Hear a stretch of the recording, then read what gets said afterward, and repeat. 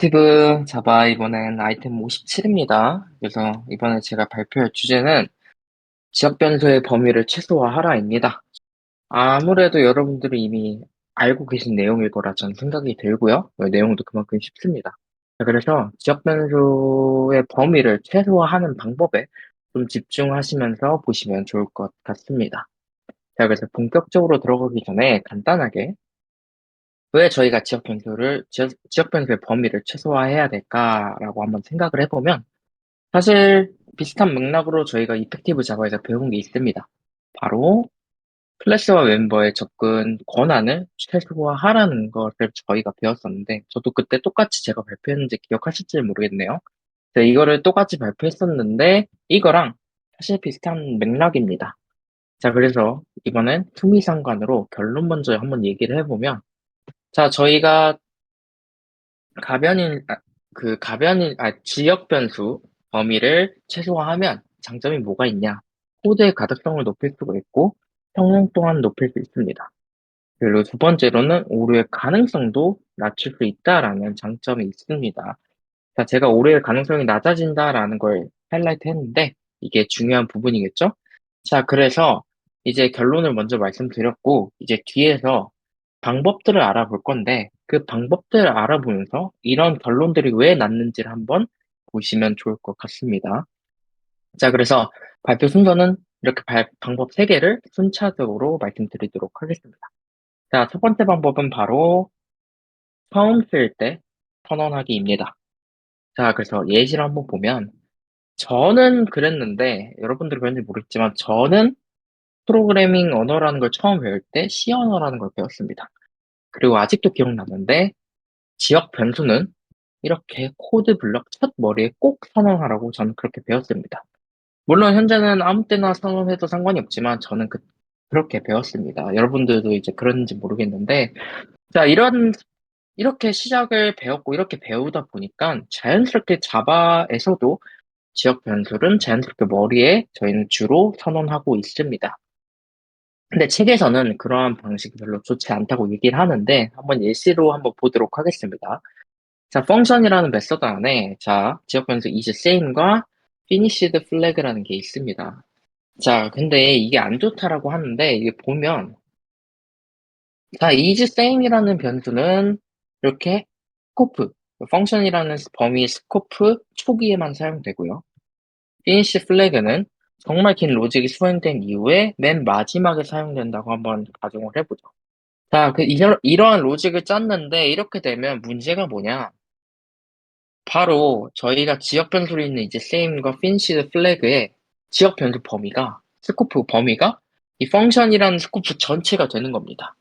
자, 그럼 이게 또 왜 문제냐? 이걸 자세하게 잘 생각해 보면 자, is same이라는 변수는 저렇게 초기에만 한 번 딱 사용됩니다. 그런데 지역 변수의 범위 스코프가 전체를 가리키게 되기 때문에 저 finished flag가 사용되는 저 마지막 단계에서도 is same에 쓰였던 메모리가 흰 메모리에 남아있게 되는 거죠. 자, 그러면 이게 더 확장돼서 생각해보면 DC가 처리하지 못한다라는 걸 의미하고 저희가 불필요하게 메모리를 낭비하고 있다라고 저희가 해석할 수가 있겠죠.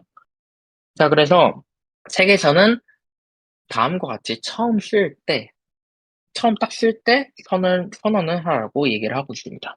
자, 이렇게 되면 자연스럽게 is same이라는 지역 변수의 범위는 저 if문 스코프 안에 갇히게 되고요. finished flag 또한 저 처음 쓸 때 생성이 되기 때문에 스코프가 저렇게 제한되게 됩니다.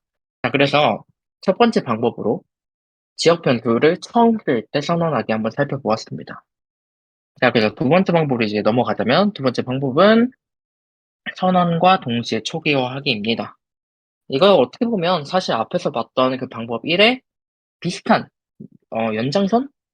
거의 비슷한 예여서 한번 이해하기 쉬우실 것 같습니다. 앞에서 이랬던 것을 저희가 뒤에 예시에서 봤죠? 이렇게 선언할 때 사용하고 하라고 얘기를 하고 있는 겁니다. 자, 그래서 이렇게 하면 앞에서 봤던 효과와 동일한 효과를 보겠죠? 스코프 범위를 제한할 수가 있겠죠? 그래서 책에서는 되게 강력하게 말하고 있습니다. 초기화에 필요한 정보가 만약에 충분하지 않다면 충분해질 때 그때 선언하고 그때 초기화하라고 되게 강력하게 얘기를 하고 있습니다. 자, 그래서 이렇게 사용하시면 되는데 제가 방법 1을 보여드린 이유는 예외가 존재하기 때문입니다. 그래서 예외 상황을 집중하시면 좋을 것 같아요. 자, 그래서 예외 상황이 뭐냐? 바로 트라이 캐치문 사용할 때입니다. 자, 이렇게 어카운트 클래스가 있고 그 안에 그 밸런스라는 이제 밸런스라는 이제 지역 변수가 있다고 한번 가정해 보죠.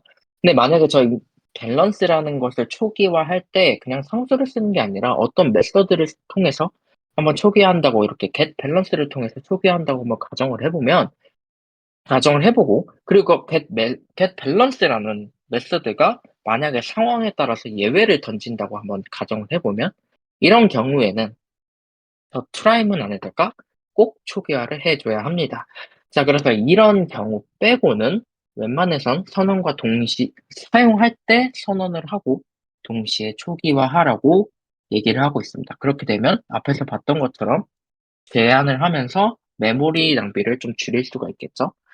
자, 그래서 방법 두 번째 알아보았고요. 마지막 방법 세 번째는 바로 폼문 이용하기입니다. 이게 왜 갑자기 나왔는지 궁금하실 텐데, 한번 보면, 자, 반복문을 사용할 때 저희는 기본적으로 while문과 for문 둘 중 하나를 고민합니다. 그쵸? 근데 그 두 가지 방식 중에서 for문을 꼭 이용하라고 얘기를 하고 있습니다. 왜 그런가 봤더니 for문을 이용하면 두 가지 장점을 얻을 수가 있기 때문에 for문을 사용하라고 하는데 그 장점 두 가지 한번 살펴보도록 하겠습니다. 자, 첫 번째 방법은 바로 반복 변수의 범위를 자동으로 최소화할 수 있다입니다. 범위, 범, 반복 변수의 범위를 자동으로 최소화할 수 있다입니다. 자, 예시를 보면 자, 저희가 포문을 이렇게 쓰면 다음과 같이 주로 선언하고 씁니다. 자, 어트랙션이라는 게 있고요. 그거를 그냥 간단하게 출력해 본다고 한번 가정을 해보죠. 자, 그렇게 하면 저렇게 포문을 쓰고 안에 int i라고 해서 반복 변수를 선언하게 됩니다. 잘 생각해 보면 반복 변수 또한 지역 변수 중 하나가 되겠죠? 자, 근데 저렇게 포문을 사용하게 되면 저희는 자동으로 자연스럽게 저렇게 선언을 하게 되면 저 반복 변수, 즉 지역 변수가 저렇게 포문 바로 안으로 범위가 좁혀지게 됩니다. 자, 그래서 좁혀지게 되면 앞에서 봤던 그 메모리 낭비를 좀 줄일 수 있고 성능도 높아지겠죠? 자, 그래서 이렇게 포문을 주로 사용하라고 합니다. 근데 반대로 while문을 잘 생각해 보면 이렇게 지역 변수, 반복 변수를 제한하는 게 전혀 없단 말이죠. 물론 인덱스를 이렇게 반복 변수, 즉 인덱스를 사용해야 될 때 while문을 사용하진 않겠지만 그래도 비교를 해봤을 때는 for문이 더 지역 변수의 범위를 제한할 수 있다라고 알고 가시면 좋을 것 같습니다. 자, 그래서 이게 첫 번째 장점이었고요. 자, 두 번째 장점은 바로 오류의 가능성을 낮출 수 있다입니다. 이게 무슨 말이냐? 자, 예를 들어 앞에 얘와 동일하게 제가 어트랙션이라는 문자를 출력한다고 한번 가정을 해봅시다. 그리고 반복자를 사용했고 이번엔 while문을 통해서 저렇게 구현을 했다고 한번 가정을 해보죠. 자, 이 상태에서 제가 attraction 난관부까지 제가 출력을 하고 싶은 거예요. 그래서 이거를 구현할 건데 어떻게 잘 생각해보면 저 attraction이라는 글자 안에 저 글자 대신에 난관부만 넣으면 되겠죠? 되게 코드가 다 비슷하니까 제가 컨트롤 C, 컨트롤 V를 해가지고 복사를 해서 다음과 같이 구현을 했습니다. 자, 그렇게 되면 이렇게 보시면 어트랙션 만관부가 잘 출력이 되겠죠? 자, 그래서 실행을 해봤더니 문제는 발생하진 않았는데 출력 결과가 어트랙션 만관부가 아니라 어트랙션이 나왔어요. 내가 예상하지 않았던 결과가 나왔는데 자, 그래서 코드를 한번 다시 되돌아보니까 잘 안 보여요. 근데 잘 살펴보니까 제가 복사하는 과정에서 제가 실수를 했던 거죠. 복사하는 과정에서 저 변수 i2라는 걸 썼어야 되는데 실수로 i라는 변수를 그대로 사용하게 돼버린 거죠. 자, 근데 이 핵심이 뭐냐면 근데 저희가 이렇게 복사해서 코드를 작성하는 경우가 상당히 많은데 이럴 때 실수가 발생했다고 한번 가정을 해보죠. 자, 그렇게 되면 문제가 있는 거니까 컴파일 단계에서 이게 문제가 오류고 경고 메시지가 떠야 되는데 그런 경고 메시지 없이 바로 올바르게 실행이 되었고, 그리고 올바르게 실행이 되었다는 겁니다. 물론 지금같이 이렇게 간단한 로직은 전혀 문제가 없지만, 만약에 이러한 로직을 돌리는데 만약에 다른 상태값을 막 바꾼다는 로직이라고 한번 가정을 해보죠. 그러면 오류를 숨겨진 오류를 발생해요. 나중에 지금은 문제가 발생하지 않지만 추후에 미래에 발생한 오류를 넣는 거나 다름이 없는 거죠. 자, 그래서 이런 거 while문을 사용하게 되면 이러한 실수가 발생했을 때 오류를 발견할 수가 없게 됩니다. 컴파일 단계에서요. 자, 그래서 이거를 그대로 for문으로 바꿔보면 다음과 같이 i라는 심볼을 찾을 수 없다라는 경고문이 발생합니다. 즉, 컴파일 단계에서 저희가 문제를 발견할 수 있다라는 거죠. 그래서 책에서는 오류를 가능성을 낮출 수 있는 for문을 사용하라고 얘기를 하는 겁니다. 자, 그리고 추가적으로 사실 저렇게 i2라는 변수를 새로 선언할 이유가 저는 없습니다. 그냥 i라는 변수를 다시 써도 여러분도 아시겠지만 무방하게 잘 동작합니다. 즉, 무슨 말이냐? 코드를 더 깔끔하게 쓸 수 있다라는 장점 또한 가져갈 수가 있습니다.